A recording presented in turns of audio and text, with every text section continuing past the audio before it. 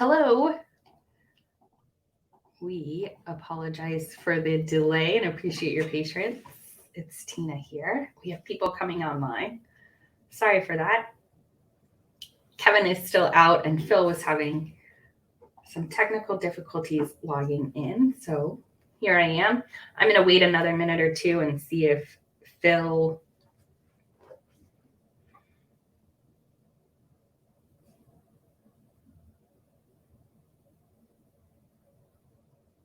gets logged on. As you're coming in, pop a hi in the chat box. Let us know that you're here and you can hear. Here and you can hear. And that you know where that chat box is, because this is more fun when you chat along. You can also look up at the top right of your screen. There's a follow button and there's a share button. So you could follow us to get notifications about our events. We typically show up here on Monday, Wednesday, and Friday at 1 p.m. Eastern. And those are always recorded and available at this exact same link. Our channel is Matrix Talk. You can also click that button below. There's a big green button rolling across the bottom of the screen that says click here for social emotional learning training, workbooks, guides.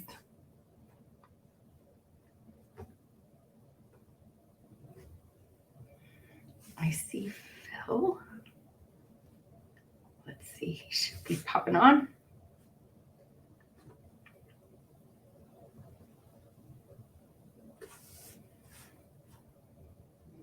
He's connecting.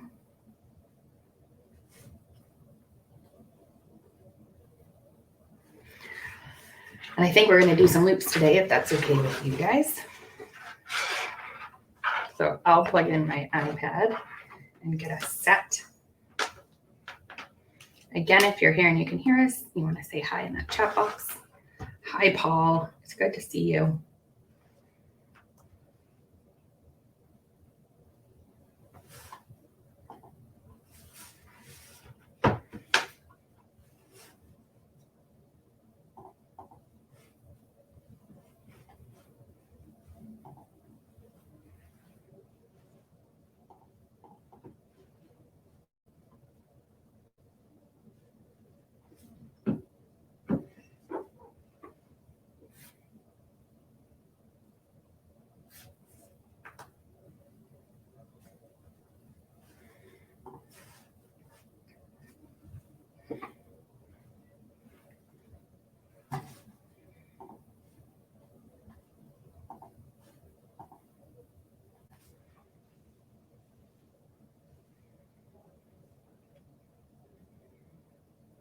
All right. I'll go ahead and get us started. Phil's logging in. We are here to talk about how to use sorting for social emotional learning with the ACT matrix. And I would love to get started by showing you the point of view that we work from to promote our own psychological flexibility. And we always start by asking for permission. So I will ask your permission to show the point of view that we work from, ask you some questions, share my answers, write them down. Paul says yes. Thanks, Paul. So our point of view starts with 2 lines. We have, Phil says yes too, 1 vertical with 5 senses at the top, and our mental experiencing are the things that show up in our mind at the bottom. And we have a horizontal line. Hello, Carlos. Thank you, from Mexico. And on the right side over here, we have satisfaction. And over on the left, we have relief. And we start down here in this lower right box with who is important to you. I will put my husband and my children and my colleagues. You might put your answer in the chat box. Paul says his dog.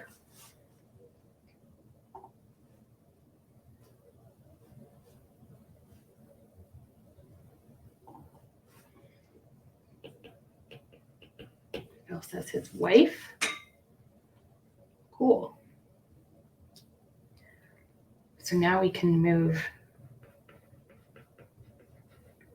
to the lower left box. And in the lower left quadrant of the ACT matrix, we talk about the yucky stuff, the yucky thoughts, feelings, urges, sensations that come up for us, for humans in general, as we go about our days being humans.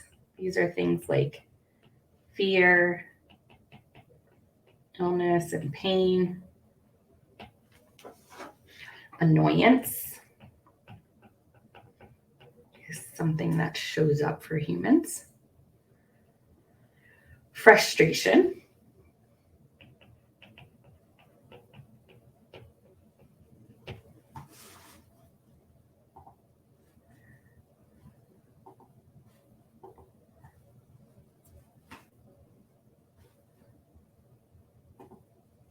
And we simply notice these things, name them, and then write them down. There he is. Wow. Good to see you. Are you noticing frustration, Phil? Well, now I'm noticing some relief. Relief, yes, yes. So what are some things that we do to find relief from yucky stuff? Well, I keep poking around on my iMac trying to figure out a way to get in.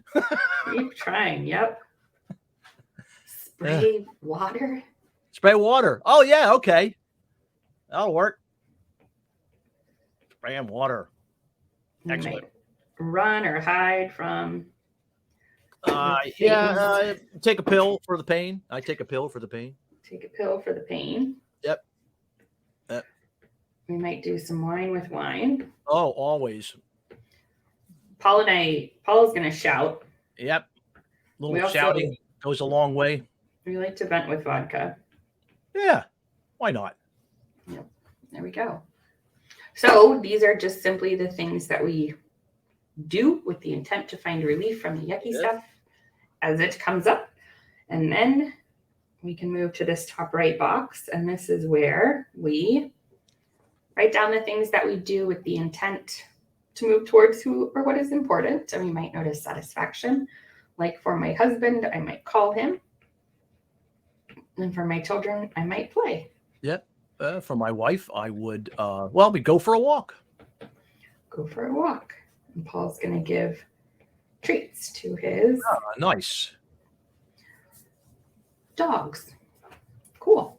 Excellent. Excellent. And to make this a point of view, we come to the center here. We write the word notice. And we ask ourselves if we might have the opportunity to notice these things as we go about our lives over the next day or week or month, who or what's important, yucky stuff that shows up, the things we do to find relief, and the things we do to find satisfaction. Might we just have the opportunity to notice these things? And Paul says yes. I would agree with that. And we can move to another loop around the matrix. So the first one we do is the individual or the me matrix. And then we can do a second loop. And this is where we might talk about our shared purpose in a group. So we still have 5 senses experiencing at the top and our mental, our mind at the bottom. Satisfaction to the right. Good old relief. Once again. To the left. Oh, yeah. And down here we have what is our shared purpose. So whenever we're working with other people, there's a shared purpose. Today's title is How to Use Sorting for Social Emotional Learning with the ACT Matrix. So I came to sort out SEL. There you go. I came to help. Phil came to help, but he's really the guru. So I need his help. Do 2 loops. Do 2 loops. How about Paul or Carlos? What brought you here today? Hopefully it was something along those lines, but it doesn't necessarily have to be. I've had people actually come to groups just because someone told them they had to come. Right. Yeah. My boss made me. Yeah. Well, they told me how to come to this meeting. Oh, okay. And we'll write that down too. Yeah, we do. Cool. So again, we move to this lower left box, and we're still talking about yucky stuff, but this is that special flavor. Oh, Carlos is here to improve. Cool. Thanks, Carlos. And in the lower left, we write the social yucky stuff. So this might be things like fear of judgment. Oh, yeah. Fear of participation could be something that could show up.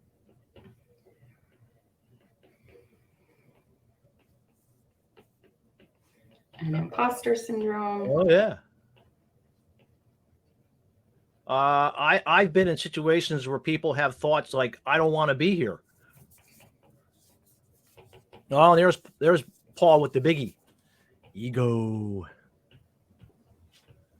Or boredom. Yeah, that's another one. Very popular. So boring. Or confusion. Oh, yeah. I don't know what to do. Complexity. Too complex for me. Yeah. All right. Cool. So again, we move to this top left. Divocation. Is that like being divided? I'm going to write that down. That's kind of, yeah, we should. Undermine. Oh, undermine. Paul's been in situations where people have done some undermining, I'll bet. My low hanging fruit all the time is I just won't go to these things, so I will not attend. All right, don't go. Not accepting the invitation, not going. Quit. Yep. Yeah, then like Paul says, you can go and then you undermine. Right. Yeah. Argue. Throw rocks, not literal rocks, but kind of metaphorical rocks. Well, I think the youth call that throwing shade. Oh yeah. Yeah, well, they might even, I've been in situations where some rocks could have been thrown too, depending. Yeah. Whisper, yeah. How about talk too much?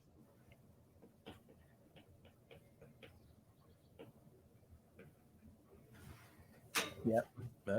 Cool. Got some relief moves here. Gossip, yes, Paul, gossip. Right at the top of the list. Let's talk about who's not here. It's very popular. And then we can move to the top right. And this is where we talk about those behaviors that we do with the intent to satisfy our shared purpose. And these are things like show up and do 2 loops. Yep. Oh, Paul has said communicate. Yeah, we like to add with respect here. Like to put that in. Communicate with respect. About the shared purpose. Yes, Paul, and we're going to be listening. Yep, that's part of the communication. People always forget that part about the listening part. I'm going to practice that non-judgmental curiosity. Ah, I like that. All right, cool. And to finish off the point of view, we're going to come to the center and write the word notice. Yep. And ask ourselves if we might have the opportunity to notice a shared purpose and social yucky stuff and social relief behaviors and shared purpose moves. Paul has said yeah. Great. I would say yeah. What would you say, Carlos? So you think you might have an opportunity to do some noticing of this stuff? Okay. Yeah. Carlos says sure. All right. All right. So, Phil, is it okay if I keep drawing? I think you should. I think we should do another matrix drawing. All right. Should we put social at the top and emotional at the bottom? We could. We could do that. That's fine. Yeah. So now Tina's going to draw another matrix drawing. And because now what we've done is, the title of this is how to use sorting for social emotional learning. So it begins, folks, by showing people the point of view. So Kevin and Tina and I are well versed in making sure that we get those 2 loops up right away. at least the first loop. And if you can, it's always good to include both loops, because you want to have something for them to sort into, folks. Yes. Without the diagram, it's really hard to do the sorting. I mean, people know about sorting, but we're going to want them doing some sorting right into the diagram. So you have to kind of line it up first, so that when you start doing sorting, it's going to be something simple and easy that they can do. Because so far, everything that we've done up to this point is very simple and easy to do. We don't ask anybody any difficult questions. So one of the keys to social emotional learning, and I'm sure Tina's going to get into this as well, is we meet people right where they are, and we don't assume anything. We ask these simple questions with respect, and these are questions that anyone can answer. It doesn't require any prior training. It doesn't require, that you have to read anything or do anything first. You just have to be willing to kind of, we invite, and then we share. And then the next thing you know, we have some connection going. And that's kind of, now we can do the sorting. So, we're talking sorting here, folks. And everybody loves to sort, as far as I can tell. Right? So, for example, Paul, do you ever put stuff away in your house? Or Carlos? Yes. You put stuff away, guys? Yes. Right. Okay. So you got a place for your stuff, right? Yeah. Yeah. There you go. I mean, most of the time we have a place for our stuff, right? So we've got shelves and we've got drawers and we've got places to put stuff, right? Yeah. So, and hey, how about like just basic stuff like your socks, right? The people, I don't know about you guys, but I like to sort my socks when I get them out of the laundry. I kind of like to match them up. Anybody else with me on that? Yes. Yeah. Yeah. I buy them all the same color though. There you go. Yeah, definitely. Yeah, yeah. And then Tina, even she's got a little bit of, she just buys them all in color. My point being is, if you start here, and especially with younger people with social emotional learning, it's kind of like, oh yeah, we sort stuff all the time. Okay. So since it's something everybody can do, we kind of warm them up a little bit. And then we could even say explicitly, so now that you've seen this diagram, can I show you a little bit more? This is the way I do it. Mm-hmm. And when I ask that question, guess what I usually get? I get a yes. Yes. I've never had a no yet, as a matter of fact. Yes, you get a yes. So now, I've still got invitation and they're going with you. So then, what I would say to them is something like, and the cool thing about this diagram is that we can put whatever's going on with you or I right up here in the diagram. We can put important stuff up there. We can put yucky stuff up there. We can put things that you do to seek relief. We can do things that you put up, things you do to keep satisfaction. That can all go up there in a diagram. So now they're going, oh, okay, I can buy that. So you tell them explicitly. That's what I would do, especially in the beginning if they haven't done it before, right? Now, if they've practiced it a little bit, they're probably going to get the hang of it. But in the beginning, you can go out there and tell them that. So, you're giving them this image that now they can sort stuff into. So we could go we can go lots of different ways, Tina. How would you like to go with this, with the introduction of sorting? So initially I thought we would show where those different domains for social emotional learning fall on the matrix, or how you might promote them. But then as I was looking for the title, how to use sorting for social emotional learning with the ACT matrix, I also thought, well, we could use this to sort out how somebody is doing social emotional learning as well. Yeah, so what is important about social emotional learning, or what is our shared purpose? Oops. Why? So we're asking you folks on the Crowdcast, or even more simply, where does social emotional learning go on the matrix for people? Yeah. So when we say social emotional learning, right? So those are words that you're hearing.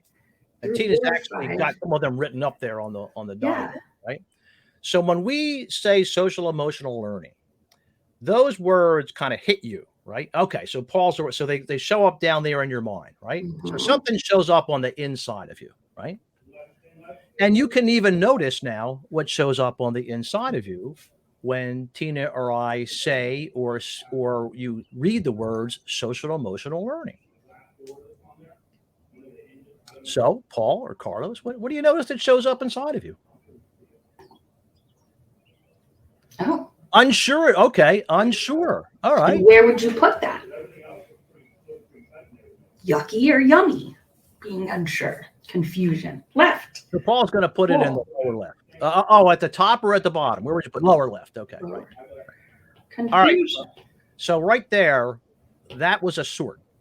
Okay. So what we just did there very quickly was we did some sorting. And the first thing that starts to happen when we ask someone, what shows up, you do something on the inside of you.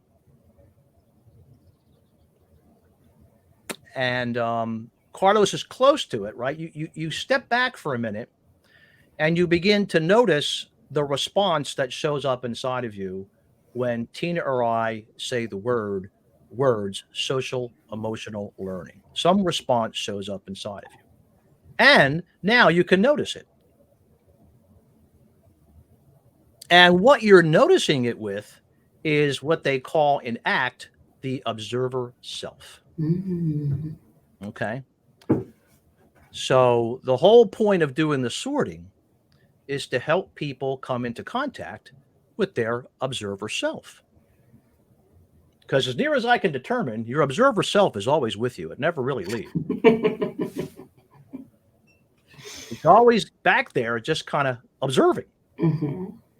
And when it comes to working with students, this is exactly the way we want to begin approaching helping them to learn what works for social emotional learning. So, Tina, we've got in the lower, right? We have in the lower, we have unsure, we have confusion. Anything else you folks notice shows up for you when we say the word? Carlos said reflection. Yeah. So where would you put that, Carlos? On the diagram.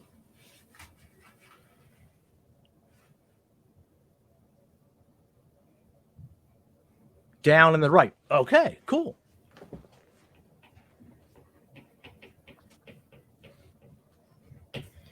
Reflection. Cool.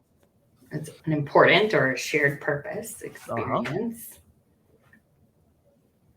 And I would put social emotional learning in general down here in my important box. But also, I would agree with being unsure and a little confused and where to start. Right. What is it?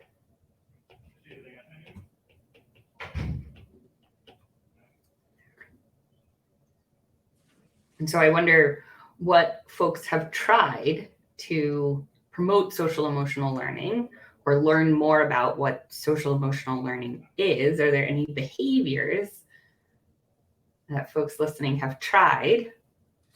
And if they noticed relief or satisfaction? Yeah.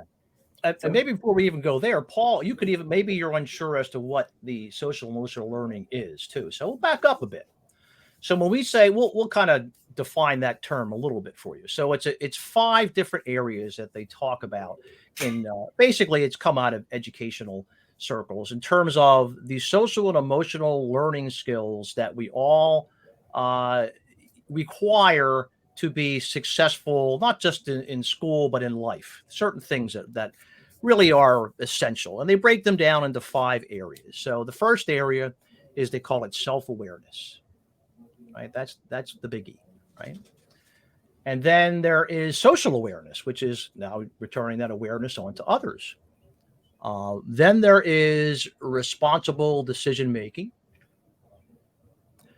And there is problem solving that we need to engage in. And the fifth one, I'm leaving one out.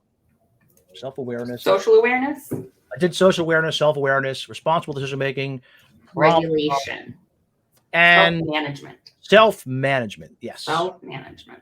Knowing where you end and others begin. So that's what we're talking about when we say social and emotional learning. I'm going to put them down here. Self-awareness. And the social stuff shows up. Yeah, there you go. Right.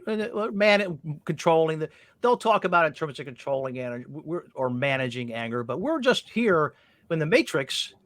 We can say, now you just you used that word there, anger. So I would invite you, Paul, to where would you put anger up here on the diagram? Where would it go for you?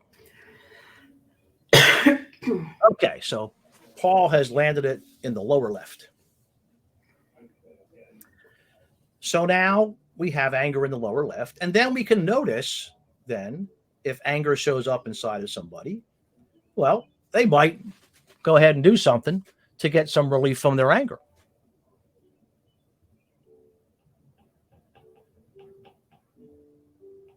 They might roar. And where would you put roar, Paul?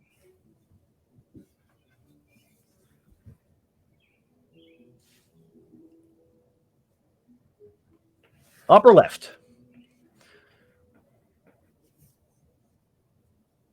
And now the key to this, folks, is what we're doing, what you heard Tina do, what you hear me do, is we are inviting you to sort. Mm-hmm. And it is the invitation to sort that is the main key for us in terms of beginning to promote some social and emotional learning, build it up in a student or even an adult for that matter. Because when you do the sort, just like we talked about before, you have to, well, do a couple of things. First thing you have to do is kind of pause for a second. And then you look inside yourself. And when you're looking inside yourself, guess who's doing the looking? We just talked about that particular. It's me. Yeah. And it's the observer self that's doing the looking. Yeah, you, exactly. Right. So, back in the day when I was doing this more explicitly with kids, I would say, so who's doing the noticing? And they would say, me, right? Or I just asked you. So you're the one doing the noticing. And from the standpoint of ACT, we're looking at you're noticing from your observer self. And the observer self is that non-judgmental place that you notice stuff from. It's been around probably, well, let's say since you were able to, since you developed some language, let's put it that way, right?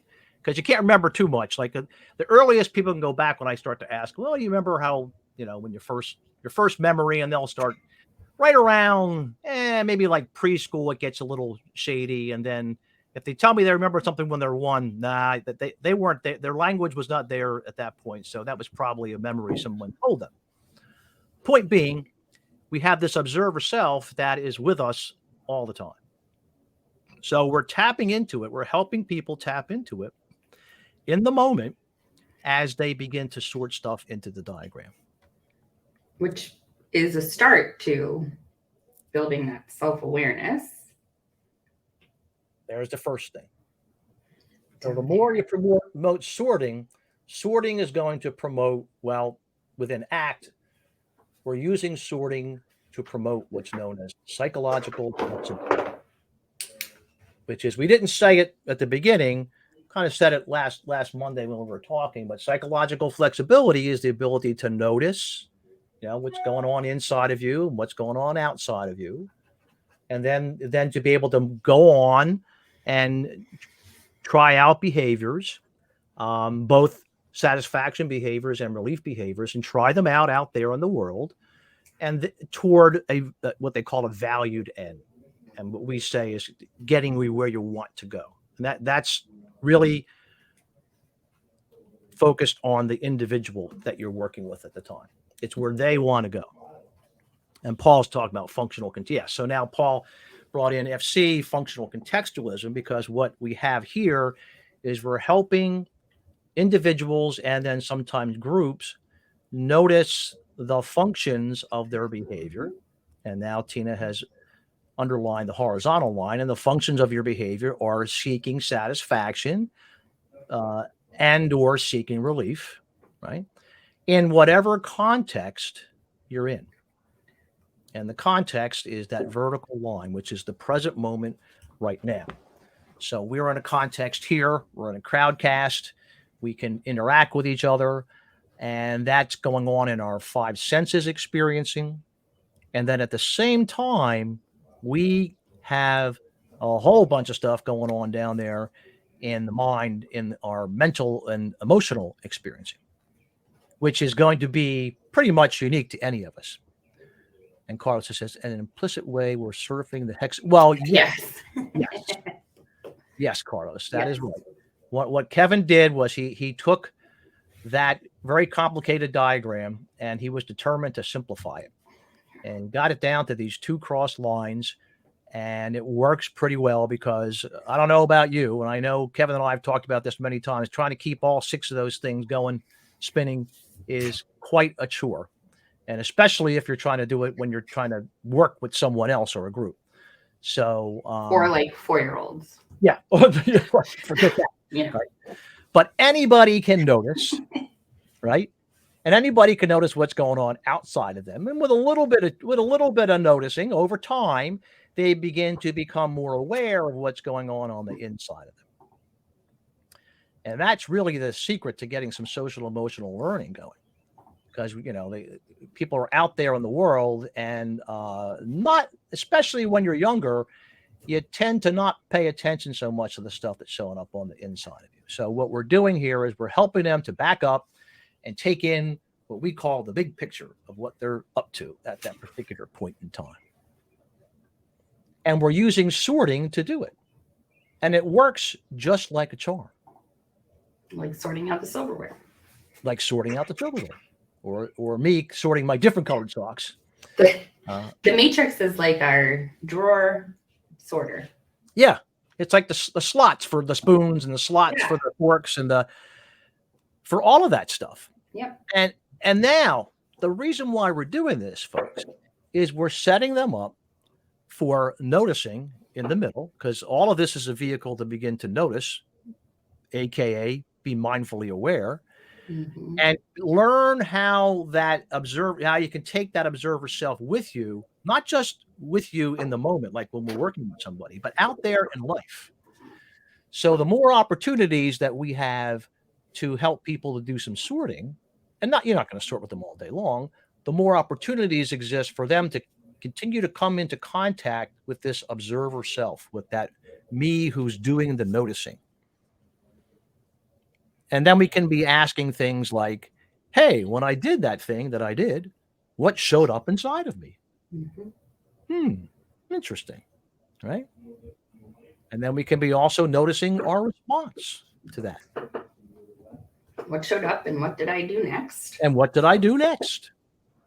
then we didn't explicitly say this yet, but then we can add on what we call workability, which is what Paul's referring to in functional contextualism, which we just call it the workability model, which is noticing what works to get me where I want to go. So when I did that roaring to get some relief from my anger, did that work to get me where I want to go? And that's just a question that we ask. And Paul just said no. You don't even have to answer the question, right? You just notice what shows up when you do that. And then you notice what you do next. And whatever they do is A-okay. And when you're doing this with young people, it's great. Because what they're expecting is, I did the right thing. I did the wrong thing. Mm-hmm. I shouldn't have done that. Mm-hmm. All of that stuff, Now, where might you sort those things as I say them out loud? I'm going to turn it on to Carlos and to Paul. As those words show up inside of me, where might I be sorting them? Where might you be sorting them?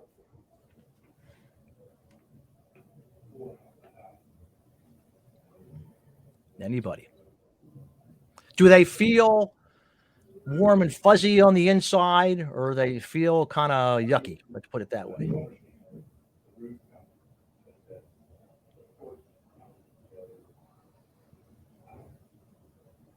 Well, we're still, yeah. Paul says yucky. Yeah. Should and good and bad. Yeah. Right and wrong. So within the matrix work, when we're doing sorting for social emotional learning, we're looking to help individuals and groups, what we call it, flex up off of that yucky stuff, because it shows up. A big one that I heard a lot in schools is I can't.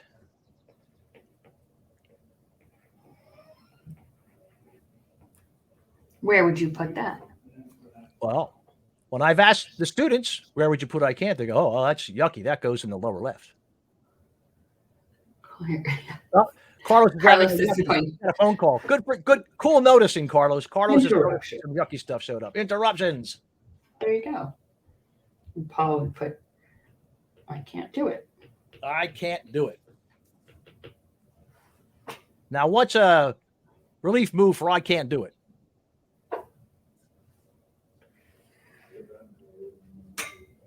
Avoid. Yep, you got it.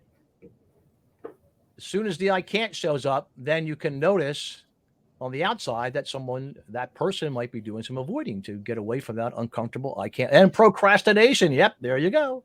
Right. And, depending on the situation, that may or may not be a workable thing to do. Mm-hmm. Now, the thing that it's going to do, one way or the other, is it's going to restrict behavior. It's going to narrow the repertoire of that individual if they're operating from the I can't do it. So what we help them to do is to sort, just like we're doing now. So as someone's sorting and noticing I can't do it, goes in the lower left, that's where they put it. And then they might notice that they do the avoid and procrastinate, and they put that in the upper left. Now they're noticing. And that simple, I say active sorting. I don't know if it's simple, but the active sorting puts a new perspective on that experience. And perspective taking skills are part of social awareness and relationship skills and self-management and responsible decision-making. So just asking to sort is promoting perspective, changing a perspective, looking at it from a new perspective, and inviting that non-judgmental curiosity to promote psychological flexibility and behavioral flexibility. So this is just an experiential process that invites people into actually practicing the skills for social emotional learning without saying, now I will teach you social emotional skills. We're not pulling out a curriculum. We're not throwing somebody on a Chromebook or something like that and having them do a social emotional learning exercise. We're inviting them into an experience via the diagram and via the sorting where they can come into contact with their observer self, which also is in contact with all the other stuff that you see up there. And as they gain, as what Tina's saying, perspective, they begin to shift their own perspective. We don't do the shifting for them. We're simply asking these questions that allow them to shift their own perspective so they can see things from a different point of view. And now what starts to happen is all of those things that SEL tends to target more as discrete events like social awareness stuff, it's all happening at the same time. So at the moment that we're doing this, let me ask you folks, is there self-awareness going on as we go through this sorting exercise? What would you say? Carlos or Paul? Turn up, yes. Yes. Is there is there social awareness going on? Yes. Is there self-management going on?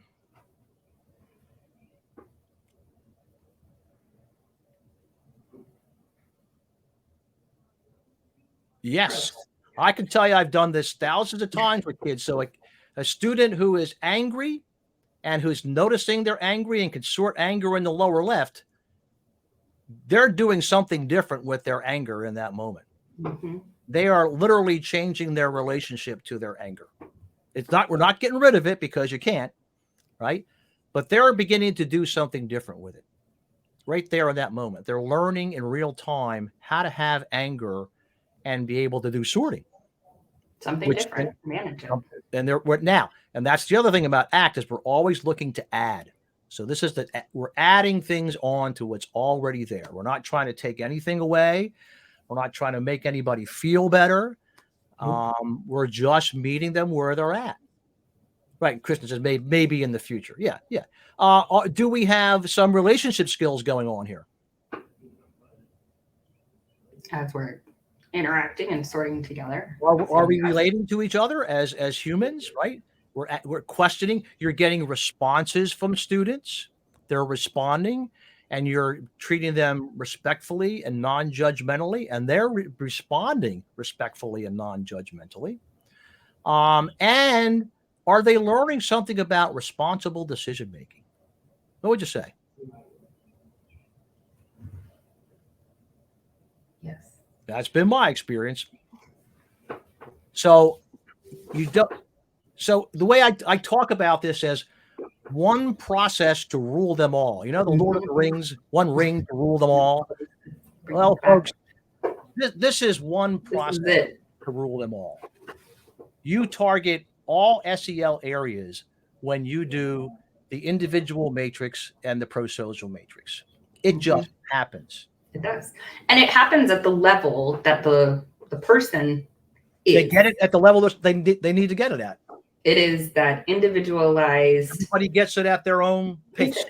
Scaffolded. I'll start using that word. There's a buzzword. Yeah. Here's your scaffolded instruction for social and emotional learning. And I look at it in terms of, developmental psychology. People are at different levels of social and emotional development, even within a classroom setting. Correct. So everybody gets it at the level that they can get it at. Yeah. And then they proceed from there. Yeah. And I can also add, as far as the pro-social piece, is when you have students in a room doing this together. And one of the things that we did was we had them ask each other the questions. We would pair them up and have them ask each other the questions. She wants a t-shirt. Cool. Well, that it's in the front of our crowdcast. You can go to. Is it still up there, Tina? If you want to put it up at matrixmindstretch.com. Oh, okay. It's up there. Okay, fine. Right there it is. Thank you. But what starts to happen is in the asking of the questions, they are grooming themselves for pro-social behavior. The pro-social behaviors show up in the room. And I can tell you, I've worked with some difficult classroom situations, and we've gone in there and we train over time. And this is not a home run the first time you show the matrix, folks. Let's just back up. It doesn't work that way, right? You keep at it. You keep bringing people back into this process, inviting them to sort experiences.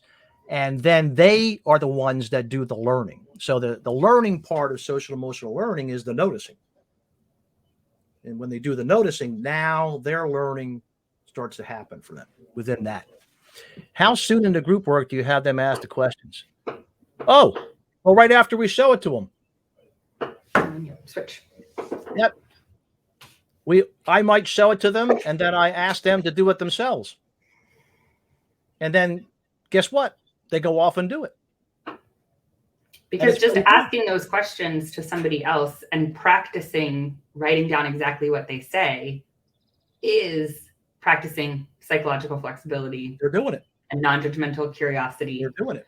And you're going, oh, cool. I'll write that down exactly where you told me. And now you're sitting peer to peer and you're having a different experience with that student next to you, your peer, and he's having or she's having a different experience with you. So it changes the culture of the classroom. And it's the awesome. matrix is a bi-directional process. So people pick it up and think, I'm going to take this tool and I'm going to go show it to other people who need to be more flexible. And I'm going to teach them how to be flexible, and I'm going to teach them self-awareness and social awareness. And here's my teaching tool. But when you show it to other people, you are really promoting your own psychological flexibility. So it's a bi-directional process. And the way that you learn it is to show it to other people. So if you want students to learn it, then you ask them to show it to somebody else.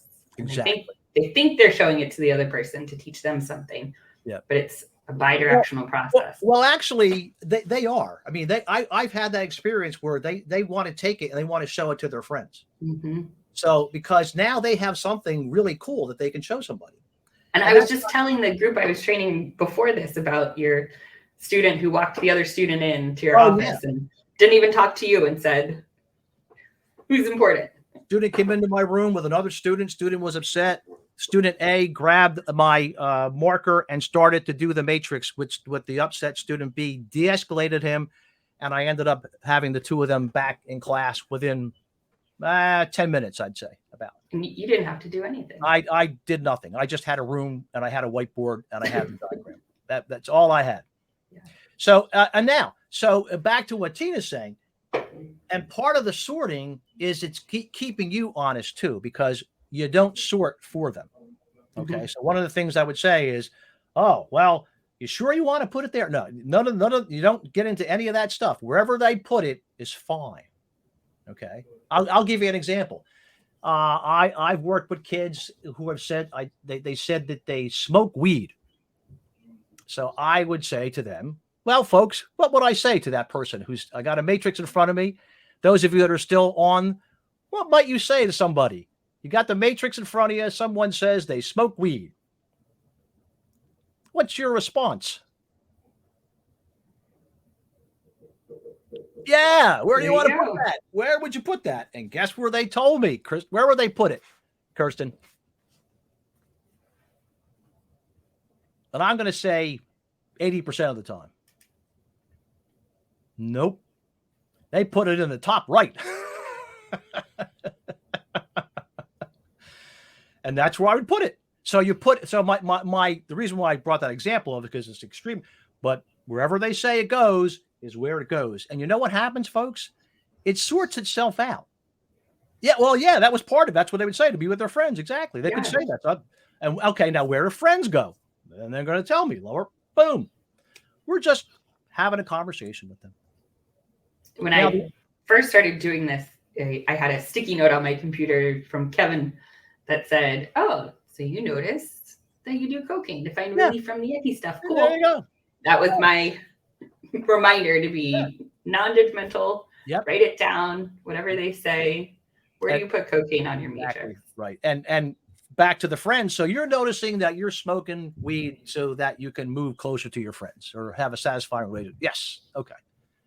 Now we're going to, you're going to keep having conversations with them, but guess what? The other side starts to show up after a while. Yeah, but then the other day we got busted. Oh, okay. Where would you put busted? Well, more likely than not, they put it over there in the upper left. So then, we're just noticing that's as they go through, because the thing about sorting is it doesn't stop anything. We're not looking to stop anything. We're not looking to change anybody. We're just looking to help them to have a way to gain perspective in the moment, either with us, but really hopefully out there so that it can show up. And then they might get to the point where, I'm noticing I want to do this. And okay, where's that going to get me? Maybe I'm going to do it. Maybe I'm not going to do it. That kind of stuff. And that's what happens over time when you do this. The other thing that we didn't get to too much today, we didn't get to on Friday, is you can do what we call verbal Aikido. We didn't talk about that too much. We'll leave it with verbal Aikido. So verbal Aikido emerges as you do continued matrix use. Because once you start doing sorting with folks, the cool thing for you, for the teacher, for the specialist, is that you no longer have to take on their yucky stuff. So if a student says to me, Mr. T, you're the worst psychologist I've ever met.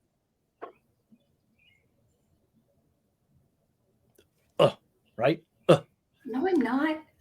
I'm great. Yeah. I'm helpful. What do you mean? No, you don't really Go to the mean principal's office. You can't Yeah, talk to me like that. Now, before the matrix, you got to take all that stuff on, right? So now I had the diagram, so I just go, oh, wow. I just heard you say that, Mr. T, you're the worst psychologist that I've ever had, right? Anyway, yes. So then now here's what I do. I'm going to turn very slowly, and right behind me is my other stuff, but like right behind me, I'm going to have that, what you just brought up. And I'm going to say, where might you put those words up here on the diagram? And I'm done. It doesn't matter where they put them. What matters is I used it as an invitation to sort. I used it as an invitation to bring them to their observer self.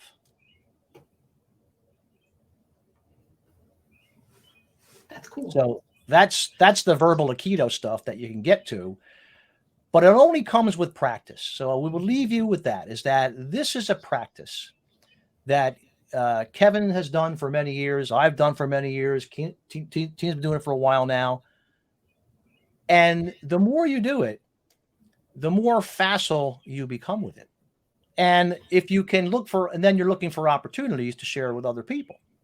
So the cool thing about doing this in the school that I found was that I began to realize, well, gee, we have lots of opportunities here during the day to get those true cross lines out in front of people. So that's where you go and share with others, like Tina was talking about. And then they start doing it. And now, you're going from classroom to classroom, for example, which is what we got to, where there's a diagram in every room. And the teachers at least know that it's there, it's available for use. Now, whether they use it or not, I have no control over that. But I do know that they had it, and I do know that they could choose to use it or not use it. And then they could notice, now we're back to workability, what works for them. Mm-hmm. So and we put together some cool things. If you click that green button down there, right. Down the bottom, made a nice little trifold, and there's the Matrix Mind Stretch workbook and there's many trifold different resources. There's the trifold. Here's right there, and then Tina's got her Matrix Mind Stretch. Right to here. Workbook. And some other cool stuff. Cool characters and facilitators. The t-shirts are at that Matrix Mind Stretch website as well. And we've got the to-do list, which I think would be cool for classroom. And the avoid list too. Yep, the to-do and to avoid, and the journal prompt if you want to start your day or your class or end it. So show the matrix, please. That's really what we're about. That's it. And you all now are duly deputized, as Phil says, to go show it. Draw 2 lines. Draw 2 lines, show it to someone. Friday. Nothing bad ever happened. No. Well, thanks for jumping on, Tina. Sorry that I got delayed here, but what are you going to do? That's all right. We made it happen. We made it work. Okay, everybody. Thanks for joining us. Thank you.